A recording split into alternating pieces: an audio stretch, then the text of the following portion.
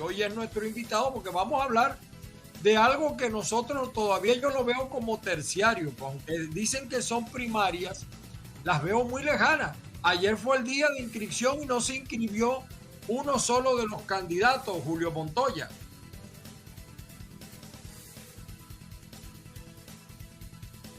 Amigos y dos colegas, porque yo ahora soy periodista otra vez, estoy grilludo. Y bueno, dispuesto a que podamos conversar lo que ustedes quieran, ¿no? Sobre todo ese tema que es tan importante para los venezolanos. Bueno, el tema de las primarias. Sí. Tony. Sí. Vamos a meterle el diente de una vez, Julio. Tony, no te oigo, no te oigo. Se escucha muy bajo, Tony. Ok, déjame mejorar aquí. Ahí, ahora sí me escucha. ¿Ahora sí? Ahora sí. Okay. Pero súbelo un poquito más. Ya lo estamos subiendo aquí. Ok, fíjate, Julio. Una de las cosas que yo he comentado en estos distintos programas tiene que ver fundamentalmente con la inhabilitación de Capriles. Capriles está haciendo una campaña y él está inhabilitado por el CNE. ¿Eso es cierto? Sí, es cierto, claro Okay. que está inhabilitado. Ok, entonces vamos a meterle el diente ahí. Fíjate, si él está pidiendo que las elecciones primarias sean lo más cercano a lo que son las elecciones presidenciales y por eso pide asistencia al CNE, ¿cómo se entiende que se acerque lo más cercano con las condiciones del CNE, pero en el caso de inhabilitado, ahí sí no vale la condición del CNE? Tú tienes razón si lo vemos pragmáticamente, pero la situación del reencuentro de Venezuela, la reconciliación de Venezuela, el rescate de la democracia, pasa porque resolvamos algunos nudos, y para eso nosotros le hemos dado prioridad, por ejemplo, a la Mesa de México, hemos acompañado la iniciativa de Petro, entre otros. Es decir, yo lo que no puedo dejar es que el gobierno nos ponga el candidato, decida quién puede y quién no puede, porque las inhabilitaciones parten todas de una ilegalidad o de un hecho inventado o sencillamente porque le da la gana al gobierno. Yo, por ejemplo, te digo, María Corina no está inhabilitada, pero está en un limbo. A veces no aparece en la página del CNE, otras veces sí aparece. Superlano está inhabilitado y así sucesivamente. Demos tiempo en este proceso de aquí a octubre. Démosles tiempo al tema México, démosles tiempo a las negociaciones y si no, le damos a la política. Definamos cuál es el liderazgo del país y una vez que decidamos el liderazgo del país, a partir de esa coyuntura empezamos a resolver. Pero entonces no pongas como condición. Modelo Barinas, por ejemplo. Ok, pero entonces no pongas como condición, claro, no pongas como condición el tema del CNE. Evidentemente, esto no crea que es tan fácil para nosotros, Tony. Esto es un tema muy complejo. Yo debería partir de lo siguiente, yo no solo estoy con Enrique, sino que soy muy cercano a Enrique, pero yo voy a apoyar y voy a alargar el forro, como decimos los maracuchos, con el candidato que salga de la primaria, sin duda alguna. Y si no es Enrique, porque no logramos levantar la inhabilitación o no logramos la negociación, obvio que iremos en la búsqueda de un candidato unitario. Yo no estoy muy angustiado por las primarias van ahí, con o sin. Las primarias matan los egos, ya no depende del tipo que diga yo soy el mejor, ni del partido que diga yo soy el más grande, lo va a decidir la gente. Es decir, yo no estoy muy angustiado incluso por el resultado. Y como tengo tantos años de lucha por la democracia en Venezuela, ya yo llegué al pleno convencimiento que lo menos importante aquí es el candidato y el partido, sino el candidato unitario. Así que yo no estoy angustiado, yo lo que estoy es recorriendo, o nosotros estamos recorriendo un camino que nos permita levantar las sanciones políticas del régimen, es decir, que nos permita que no sea el gobierno quien nos escoja al candidato. Pero estoy en el pragmatismo y se lo aseguro, estimados colegas, estoy en el pragmatismo total de que si no se puede, no se puede. Será el candidato que decide la gente y será el candidato con el cual podamos enfrentar al régimen. Ahora, fíjate, Julio, hemos visto, pareciera que evidentemente que el chavismo va a jugar a la división, a la desaparición de las primarias como mecanismo, es lógico, porque el juego del chavismo está claramente definido. Lo que uno a veces no entiende, Julio, por ejemplo, yo he visto con preocupación las denuncias que viene haciendo Voluntad Popular, o bueno, más que Voluntad Popular, Leopoldo López, y algunas veces cuando trato de entender un poco a Guaidó, cuando se puede entender Guaidó, porque a veces es difícil entenderlo, las denuncias que hay en contra de Primero Justicia, que estaría entregando el dinero, la riqueza del país que está en los bancos en el exterior, al señor Nicolás Maduro a cambio de que habiliten a Capriles. Ellos lo hacen, ellos lo plantean, por cierto, sin presentar ningún argumento, pero al fin y al cabo es un partido que viene de ejercer el interinato, es un dirigente como Leopoldo López, aunque yo tengo un concepto muy particular de él, es un dirigente que en algunos medios, sobre todo aquí en Estados Unidos, le prestan atención. ¿Qué dice, tú que eres persona cercana a Enrique Capriles, qué dices de esa denuncia que está haciendo Voluntad Popular en contra de Enrique Capriles o de la candidatura de Enrique Capriles? Yo primero debo lamentar esa actitud de Leopoldo, entre otros. Creo que aquí debe estar claro cuál es el objetivo, y el objetivo es salir de la peste roja que hoy vivimos. Y nunca había visto un líder que haya votado tanto acervo, tanto bargrau político en tan poco tiempo como Enrique, como Leopoldo. Leopoldo pasó de una cárcel miserable donde injustamente estuvo preso, que lo prestigió en la lucha, porque a veces eso es así, y bueno, y todo eso lo votó, y lo sigue votando. Yo no entiendo qué es lo que está haciendo, pero bueno, mi solidaridad, y él verá lo que está haciendo. Mire, vamos a desmontar esa declaración. Uno, nosotros no estamos proponiendo en ningún momento entregarle al régimen los recursos que están en el exterior, que son básicamente hoy Citgo y básicamente el oro que está en Inglaterra, unas cuentas que hay en Portugal y otras que hay en Rumanía. Eso es básicamente lo que hay. Todo lo contrario, hemos ratificado una comisión de vigilancia, una comisión de administración de eso, con una diferencia de lo que pasaba el año pasado. El año pasado esas comisiones eran controladas por el itinerato y hoy tienen una autonomía funcional supervisada por una Asamblea Nacional. Es diferente.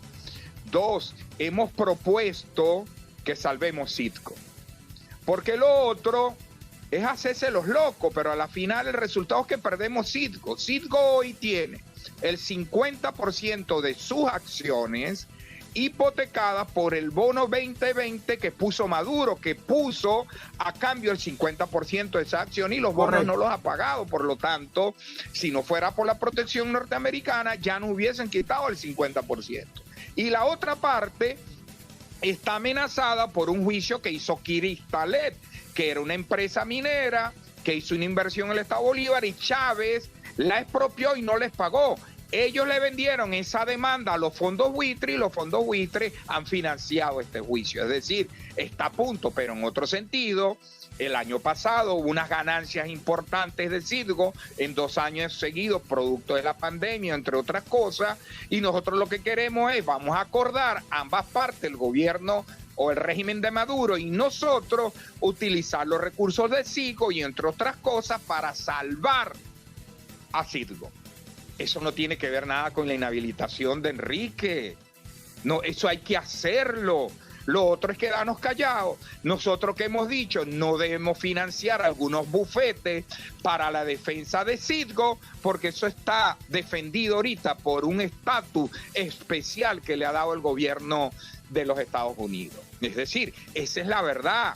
Lo otro, como viudas del itinerato, algunos se ponen a defender algo que es indefendible, que tenía trancado el juego. Nosotros lo que queremos es destrancar un juego a fin, si tenemos unas elecciones en diciembre, con Enrique, sin Enrique, con quien carajo sea, pero estamos buscando unas condiciones que nos permitan relanzar este país, porque nadie puede darse con una pared 200 veces, chico, y no puede buscar otro camino. Lo que estamos es diciendo, vamos a buscar otro camino.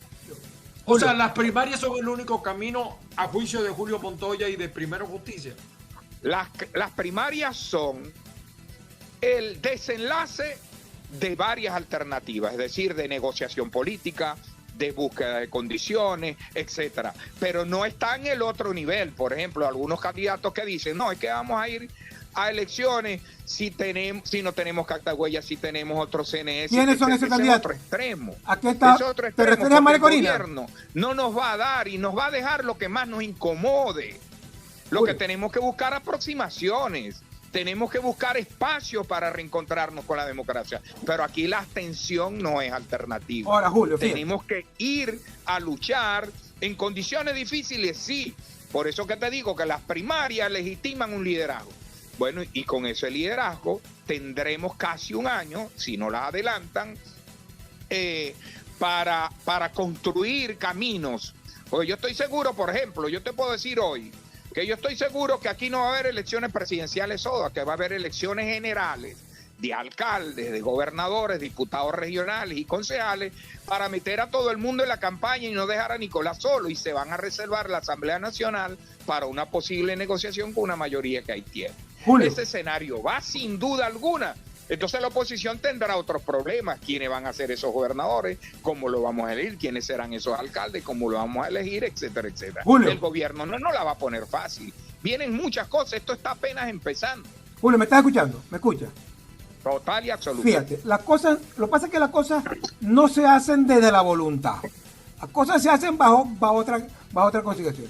Y tú sabes, aunque no lo sientas así, pero tú sabes que un grueso importante de la población en Venezuela siente que todavía Capriles no se sabe si coagula completo para la oposición o tiene una connivencia con el gobierno.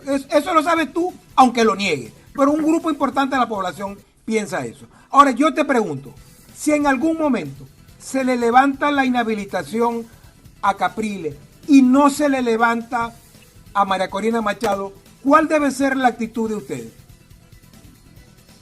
Bueno, yo creo que la negociación política debe ser que se la levanten a todos. Pero ¿qué pasa si en el momento, bueno, porque está poniendo un escenario, bueno, pero ese escenario es válido, asegurando previamente algo? Claro. Yo no coincido contigo, eso no lo dicen las encuestas, porque es muy fácil decir cómo vamos a tener aliado a Capriles al régimen si estuvo en contra del itinerato, si está inhabilitado, si cada vez que salen lo golpean, si Diosdado dice de él cualquier cantidad de mentiras todos los días. Es una extraña forma de ser aliado al régimen.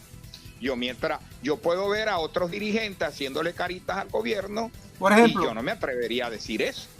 Pero segundo, María Corina, que insisto, está en una cosa, un limbo, que no está inhabilitada, pero la sacan del rey cuando le da la gana. Ojalá María Corina sea candidata. Yo no me quisiera ver un escenario en este momento de una primaria sin María Corina.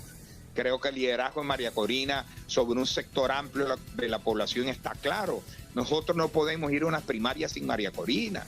Incluso si no la habilitan, deberían ir a unas primarias, y si ella gana, bueno, será ese liderazgo quien haga el acomodo de lo que vamos a hacer de ahora en adelante, como se hizo en Barinas, por ejemplo. Pero las primarias tienen que ir con los candidatos que proponen los partidos. Luego, teniendo un resultado, definimos la estrategia. Ahora, en ese escenario, fíjate cómo ciertamente lo que dice Julio es válido. María Corina no está inhabilitada, pero mientras no aparezca en la Gaceta de la Contraloría, el efecto es el mismo. Eso lo hemos explicado varias veces. No es lo mismo, pero es igual. Sí, exacto. No es lo mismo, pero a los efectos es lo mismo. Y ya de eso tenemos experiencia, porque se lo hicieron a Manuel Rosales en el 2017 para las primarias de escoger el candidato a gobernador. Es decir, el gobierno, como dice Julio, el régimen es capaz de eso y de más, evidentemente.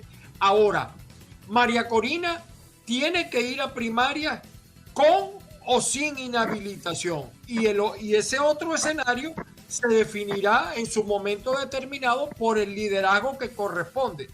Y en ese interín, pudiera venir, le pregunto yo a Julio, los acuerdos, las negociaciones en pos de sacar una sola candidatura. Es decir, pudiera darse el escenario, ¿cuál sería la probabilidad de que gane María Corina y que no la habilite? En ese caso, ¿qué está pensando Primero Justicia? Gana María Corina las primarias, un supuesto negado, por supuesto, por la gente que la adversa internamente, y no puede ser candidata. ¿Qué haría, qué plantearía en ese momento la gente de Primero Justicia? Que vamos a decir que la pelea está entre esos dos, o María Corina o Enrique Capriles. Pero yo te voy a decir la misma pregunta, pero bajo otro tenor. Gane quien gane la primaria y no esté habilitado, o el gobierno no la habilite, el eje de la construcción de la unidad nacional y la estrategia debe ser dirigida por esa persona. Así de sencillo. Debe ser como pasó exactamente en Barinas. Fue bajo el eje Superlano que se construyó todo un proceso de unidad y se fue aquí, se fue allá, hasta que llegamos a uno que le gustó al gobierno, porque eso realmente es así, que creyó que podía derrotar. Yo, como estoy seguro que cualquier candidato de la Unidad Nacional va a derrotar a la peste roja, estoy seguro que vamos a poder lograr un acuerdo. Ahora, estamos trabajando para que ese escenario no sea así, pero lo que te digo es que la primaria legitima un liderazgo y ese liderazgo debe conducir mínimo la negociación. Pero es que yo voy más allá y se lo digo y lo voy a asomar en los próximos días. Hay un factor que nos puede unir más, que es que declaremos al candidato que salga de las primarias un presidente de la transición. Es decir, aquella persona que busque los mecanismos para una transición en Venezuela, para reformar el Estado, para reformar, devolver la bicameralidad al Congreso, garantizar la separación de los poderes y elección de los poderes de acuerdo a la Constitución, devolver Fides, devolver la descentralización, que no vaya a reelección y de pronto sea un periodo menor de 4 años. De manera que la presión la vamos quitando. Por cierto, lo más importante, y sea un gobierno de unidad nacional. Si nosotros pusiéramos la teoría, los caballos adelante y la carreta atrás, esta unidad incluso fuese más fácil y las primarias fuesen más fáciles. Es decir, aquel candidato que salga de la primaria sea el presidente de la transición, con un compromiso de devolver la descentralización, con un compromiso de devolver el Estado federal en Venezuela y con un compromiso de gobernar de un máximo de 4 años. Eso ayudaría también y calmaría a muchos que lo que viven es pensando, si no soy yo, no es nadie, y eso nos permite devolverle a Venezuela oxígeno que necesitamos. Bueno, estás pretendiendo humanizar a Robocop, algo así, hermano, porque... No, tienes razón, pero alguien tiene que decirlo. No, y yo te felicito por algo, ¿no? Porque de la transición han hablado mucho, pero es la primera persona que nos define en blanco y términos negro. prácticos Correcto. dónde puede empezar la transición. Fíjate que yo se le escuchaba a César Pérez, a Eduardo Fernández, a Delsa, pero ninguno me lo había definido de esa manera, por lo menos en términos prácticos. Por eso felicito a Julio, porque ahora empiezo a entender otro escenario, claro. Otro escenario que pudiera estar planteado, Tony. Julio, fíjate, todo indica que las primarias se van a hacer, ¿verdad? Y la gente a lo que llegue va a poner el dedo para la cactoella. ¿Es así?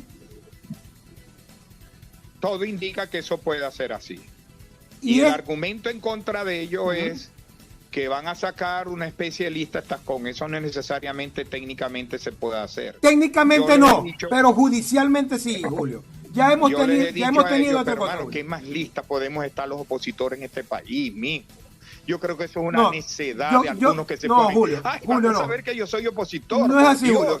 Si este es un régimen con una inteligencia similar a la cubana, aquí saben quién es quién, dónde come, dónde vive todo el mundo. Es una barbaridad que lo que busca es empantanar una posible unidad. Eso no tiene sentido, Tony. Julio. Eso no tiene. Julio, aquí todo el mundo sabe dónde vive, cuál es su teléfono, porque hasta para sacarte una línea de teléfono tienes que dar tu dirección, por vida de Dios, ¿de qué estamos hablando?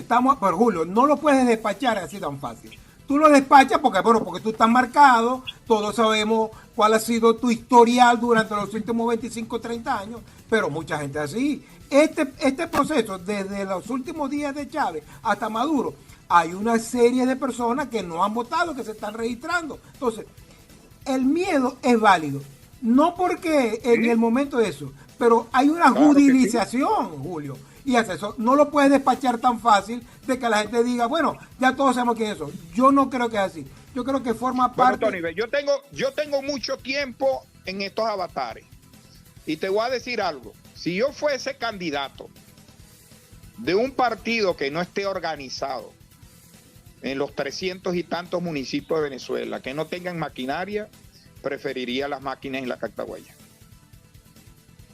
Yo creo, sí, o sea, tú lo que estás planteando es que el cartagüeya de alguna manera puede ayudar o coadyuvar a gente que no tiene representación en todas las mesas, porque en las primarias son un proceso interno que requieren de gran apoyo, además de financiamiento, por supuesto. Y quizá en ese, Tony y yo lo hemos conversado otras veces, las cartagüeyas pudieran incluso favorecer a María Corina, que presuntamente, por ejemplo, en el caso del Zulia, va a ser un poco difícil cuesta arriba, en el caso de Barinas, en el caso del propio Caracas, Miranda, es decir, donde ella pudiera tener algunas debilidades, teóricamente hablando, ¿no? Teóricamente hablando, porque pudiera haber otro escenario, pero eso es absolutamente válido. Ahora, el problema es que ustedes están planteando la primaria, según el análisis que tú hiciste del camino a la transición, las primarias, bajo ese punto de vista, pudieran ser, vamos a decir, ahora el gobierno que lo sabe, cuando yo digo gobierno, algunos me corrigen, ilegal y legítimo, pero es el gobierno que tenemos en Venezuela, régimen. Yo no creo que Maduro sea dictador, porque para mí le queda grande el nombre de dictador a Nicolás, porque ni seguridad hay en el país. Pero es decir, el chavismo pudiera ahora alertarse aún más para esta elección, bajo la premisa de que el que gane las primarias va a presidir la transición. Pero déjame, yo creo que sí, debe ser así, pero te voy a decir algo, la posición nuestra formal es aceptar lo que diga la comisión de primaria. Y si eliminar las cartagüeyas y eliminar todo lo que piden ayuda que hagamos nuestra primaria, que así sea. La prioridad es la primaria. Nuestra posición formal es, si se tiraron al piso, están rompiendo las ventanas para que no haya cartagüeyas, pues quiten las cartagüeyas, hermano. Y hagamos las elecciones como quieran, manual totalmente. Eso para nosotros ahí... Tenemos bien claro esto, para nosotros lo principal es la primaria, que se den y que se realicen, y debemos de resolver todos los temas que nos lleven a eso. Yo no tengo duda, mira, te lo adelanto, que la represión del gobierno no va a ser solo para quien salga la primaria, va a comenzar este año, va a comenzar este mismo año, la va a aumentar, va a seguir persiguiendo, va a presionar, va a enviar gente de ellos para que vayan al tribunal, como ya de hecho lo hicieron con uno, para buscar y legalizar la primaria. Van a inhabilitar gente de la comisión de primaria. Esto va a ser una ruta difícil. ¿Y quién dijo que iba a ser fácil? Nadie. Todo el que se meta en esto sabe que vamos a transitar un gobierno que tiene el 18% de popularidad, que sabe que va a perder las elecciones, pero que sabe también ganar elecciones. Julio, y va a intentar hacerlo. Julio. Y entonces lo va a hacer de todas maneras bien, un camino muy duro. ¿Qué es lo que yo le pido al liderazgo opositor? Que sean dueños de lo que callan, porque para que no sean esclavos de lo que dicen, hermano. Que a María Corina le diría que la quiero, la aprecio, mi amiga en el Parlamento, que no rompan tantas ventanas, porque pues es difícil pegar esos vidrios, que se calme, tiene buenos números, tiene grandes posibilidades. A Enrique Capriles, que siga caminando, que se dedique a ser candidato y no monte otra agenda. Así a cada uno de ellos, a Leopoldo López, que si no puede venir al país porque lo entendemos, porque está perseguido, que nos ayude, porque cada vez que dice una vainita como que mete un torpedo muy duro aquí. Entonces, yo creo que aquí hay que pensar no en si no soy yo, que no sea nadie, por Dios. Julio. Por Dios, ese no puede ser el pensamiento. Es que no bastan 23 años. En este momento, la refinería de Amuey acaba de explotar técnicamente. No hay gasolina. De craqueo liquidadas. En el Zulia, por ejemplo, que yo soy uno de los más críticos por el silencio cómplice. Chico, el municipio Catatumbo ya va a cumplir 2 años inundado. No sirve la Machica Escolón, no sirve la Panamericana, no sirve la que va para La Guajira. Se acaba de caer hoy, hace 2 horas, la Lara Zulia, en varios tramos. Los hospitales no sirven y eso es una realidad en todo el país. Entonces nosotros vamos a seguir pensando en el interés de mi partido o de mi candidato. No, chicos, ya basta, hermano. Por eso es que digo yo que mientras el liderazgo de este país diga lo importante es la primaria, no mi candidato y no mi partido, nos acercaremos. Mientras digamos, el que viene va a trabajar para reformar el Estado, para un gobierno de unidad nacional, para devolver el federalismo, empiezan a bajar las agüitas, pero esa teoría de que si no soy yo, nadie es odio. Pero ese discurso no es el que se ve de los precandidatos, perdóname, Julio. Bueno, es decir, eso lo está planteando. No se los oye. Y por eso nos toca a todos nosotros, al liderazgo intermedio, presionar, pero no tomando posición. Yo soy amigo de Enrique, estoy con Enrique, pero no me voy a inmolar en este país por Enrique, no señor. No, señor, para mí más importante la libertad de Venezuela, más importante la unidad de Venezuela que Enrique Capriles. Julio. Pero lo que le estoy diciendo al resto es que piensen igual. Julio. Y no, porque la Venezuela es que tenemos 8 millones afuera sufriendo, porque los que creen aquí que los que se van para afuera es a vivir el cielo en la tierra, están más equivocados que el carajo. Yo vivo ese tema todos los días, tengo que buscar un cadáver, la ceniza, con mi fundación en el país que está en todo donde están los migrantes, y sé lo que ellos viven. Y aquí adentro no hay agua, no hay electricidad, no hay carreteras, etcétera, etcétera. Por Dios, ya basta. Mi mensaje, si de algo sirve en este programa, es que se calmen, que el pueblo venezolano debe rechazar a aquel líder y a aquel dirigente que hable mal del otro. Debemos de castigarlo. Es como aquella vaina, no sé si ustedes se acuerdan, porque tienen edad de eso, donde los consumidores medios se organizaron, que aumentaban la vaina y no comprábamos. Claro. Y teníamos aquellas asociaciones de consumidores. Bueno, esto va a tener que ser así. Aquel que viva hablando paja a los demás, vamos a aislarlo, man. Vamos a aislarlo y vamos Julio, al camino de las primarias. Nos tenemos que despedir, Ángel, nos quedan apenas 2 o 3 minutos. Julio, una última. Déjame hacer la pregunta. Ok, termina. Dale tú. ¿Le quedó el país grande a la oposición venezolana?